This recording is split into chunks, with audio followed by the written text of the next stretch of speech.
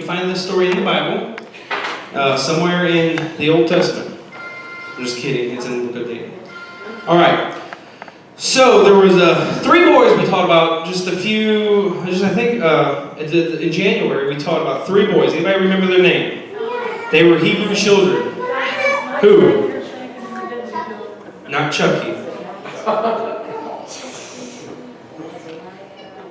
No, not Chucky at all. Alright. Larry Curly. Oh. No. Alright, come on. No. Shamrock. Shadrach. I'll tell you the lady, she's the sweetest of beavers. Shadrach, Meshach, and Abednego. They were 3 Hebrew children that we talked about. We talked about they went into where? What happened to them? They were put into the fire furnace for obeying God and disobeying King Nebuchadnezzar. Well, years have passed. Now there's a new king, and there's been new kings all along, and different replacements. And so the king tonight is King Darius. Is he ready? Or is she ready? So the king tonight, his name is King Darius. Now King Darius, Shadrach, Meshach, and Abednego, they were helpers to the king. They were like servants, but they were held in high regard. The king really liked them, but they disobeyed the king because they obeyed God, and the king didn't go along with what God thought. So ladies and gentlemen, our King Darius, give him a hand. All right, just come up here. Let's set you up a throne. She's a queen. She's a queen. She needs a stick.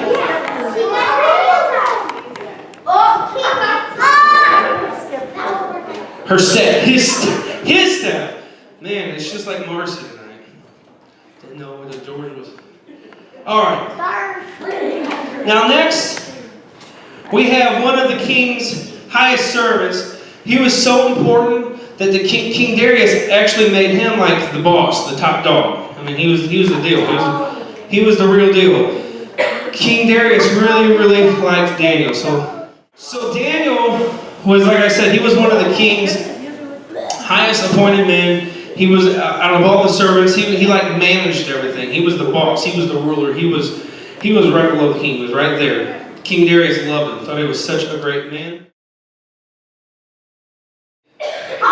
So, did Daniel's God deliver him? Yeah. So, Daniel was one of the king's highest servants. King, you really like Daniel, don't you? You're a guy, so you really think he's the best guy you have. So he's appointed Daniel to be the top guy in the kingdom. He's the boss. So this upset the other servants though, because they didn't like it. Listen. They didn't like that Daniel was held so high. They didn't like it that the king liked Daniel so much. So they decided that they were going to do something to get Daniel in trouble. So if Daniel got in trouble, then he would be fired. And then one of them would get appointed. So they did everything they could. It is evil. So I'll tell you what, girls, we'll make you the other servants under Daniel. Okay, so you ladies didn't like it that Daniel was the king's top guy. So all the other servants decided, you know what? They got together and they said, let's make up a plan. Here's what we're going to do. Listen to me. We are going to go find all the dirt on Daniel that we can find. And when the king finds out all this stuff about how bad Daniel really is when no one's around, the king's going to get so upset, he's going to fire him. And then one of us is going to be promoted to the top. So you know what they did? You know what they found on Daniel? Nothing. Because Daniel was the same guy in front of the king as he was behind the king's back. Daniel, what everybody saw Daniel as, Daniel really was. So there was nothing to be found. Well, this upset everybody because now what are we going to do? Well, they knew something that was different about Daniel than everybody else, is that Daniel served God. So Daniel would pray 3 times a day. And he would, the Bible says that he would sit at his window, look towards, I believe that he would look towards Jerusalem, and that he would pray for his homeland. And he would pray 3 times a day. Yes, where he was from. He prayed for his home. So, you okay, Daniel?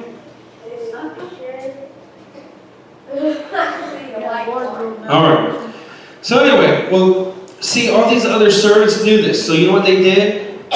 They went to the king and said, King, we should only pray to you because you're the high-lifted one, almighty king. You're the one that matters around here. So the only person that should ever be prayed to is King Darius. King, not apparently being too bright, liked that. Said, you know what? I like this. I like it. Don't you? Don't you like everybody worshiping you? Everybody bowing down to you and say, oh, King Darius, you are the greatest. We send all of our prayers to you. Well, that's what they wanted to do. So you know what? Listen to this. They went to King Darius and said, King, here's what we think you should do. We think you should make a law that says the only person that anybody can pray to is you. And if they pray to anybody that's not you, then they should be thrown into the lion's den. Well, see, the king didn't quite think this one out. So the king decided, you know what? I kind of like that idea. Oh, people only pray to me. Yeah, but he wasn't thinking about Daniel. He's like, I like that. I like the fact that people would pray to me. So you know what? He made a law that was so strong that it couldn't even be reversed. So even if he wanted to change it, he couldn't even change it back because it was that permanent of a law. So he made that law. They all knew it. See, what the other workers did is they told the king that we all agree that this is the way it should be. But see, nobody talked to Daniel about this because they knew if they would have talked to Daniel, Daniel would have disagreed with it, right? Because he prayed to God. How many times a day? 3 times a day he prayed to God. The king, I guess, knew that, but wasn't paying attention when he made the law. So Daniel's going along with it. So guess what happened? Send out my lions. They are some scary lions. They were a special kind of lions. Well, see, the lions then was kind of like a big hole that they dug in the ground, and they threw the lions in there. And then they would starve them, so they were always hungry. So anytime they threw something in there, if they would throw, let's say they would throw a pig in there, or they would throw anything in there, the lions would just go nuts and just eat it because they're hungry, right? So if they would throw a human in there, the lion would eat them up.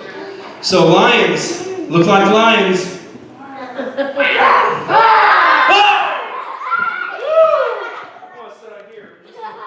Just in case they decide to attack, I'm in the second row. Front row, you guys are lost. Alright, so lions, one more time. Do you get a little lionly roar? Whoa! I love it. One more time. So I can imagine that the lions were probably, if you've ever been to the zoo and you go to the lion cage, what are the lions doing? They're kind of just prancing around, just looking all tough. Well, I didn't even see the other lion out there. The baby lion. Alright, it's a baby. So, lions, walk around like you're just kind of circling each other. Now, they were kind of in a cave. It was a cave that was dug, and that way, if they threw something in there, it couldn't get out. The lions couldn't get out, so anything they threw in there wouldn't be able to get out either. So here the lions are starved and hungry and ready to eat, just waiting on anything to give them a little meal. So they're just in there circling around. Well, King made the rule, and they come to him and say, "Oh, King, live forever. You are the greatest. We love you. We think you're so wonderful and awesome." Come here, Daniel. You're over here. King suddenly realized what he had done and what kind of a mistake he had made. He said, "King, you made a rule that said we have to only pray to you, right?" He's like, "Yes." And then he's like, "Oh no, what did I do?" He goes, but we found your servant, your most highly, greatest, bestest, baddest servant in all town. Top dog. We caught him praying 3 times a day when he was told to stop. He kept doing it and kept doing it and kept doing it because he don't care about you, king. And the king realized that he had made that law that said anybody who's caught praying to anybody other than him has to be what? Thrown into the lion's den. He wasn't too happy about this because he really liked Daniel. Daniel was the top dog.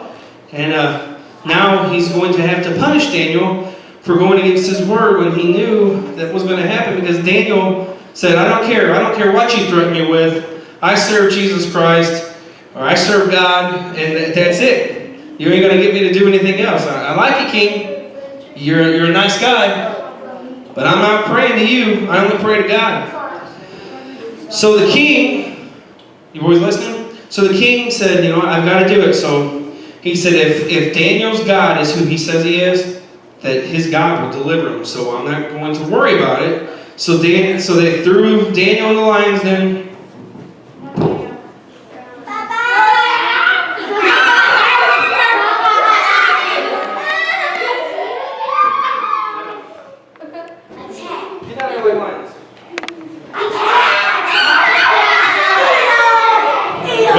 Wait, you gotta listen to the rest of the story. So there was no way that they could ever get Daniel out. He had his guards push a big stone. Do we have the big stone? It's in their grip. So he had his guards, and we're going to use Dawn and Amanda as the big, strong guards. Be careful. Look at it one more time. Do your lion roar. Daniel wasn't scared. So they rolled their big stone and they put it over the hole, so there was no way that Daniel was going to escape. And guess what happened? God said, I can't see that. not yet, we're going to move the stone.